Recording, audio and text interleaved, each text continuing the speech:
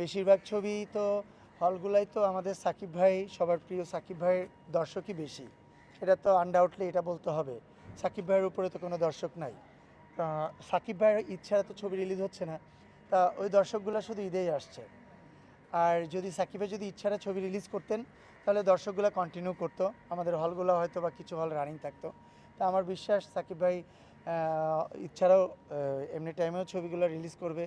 তার যে বড় একটা ক্যানভাসের দর্শক আছে, তারা রেগুলার ছবি দেখবে হলে এসে, সঙ্গে আমাদের বাংলা অন্য যেসব ছবি আছে সেই ছবিগুলো কন্টিনিউ করবে, এটাই হওয়া উচিত।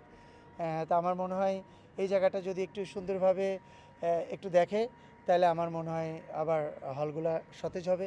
এবং আমরা এফডিসি থেকে ট্রাই করছি প্রযোজক এবং হল মালিকরা যাতে সুন্দরভাবে তাদের টাকাটা উঠে আসে হল থেকে, সেটা কিছু পরিকল্পনা নিয়েছে।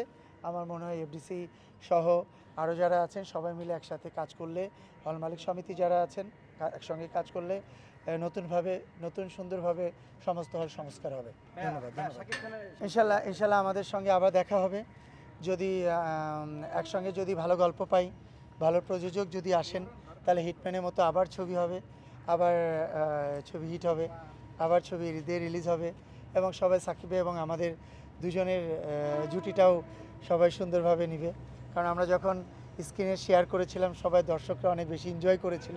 আমার মনে হয় দর্শকরা আবার এনজয় করবে হলে এসে। Thank you.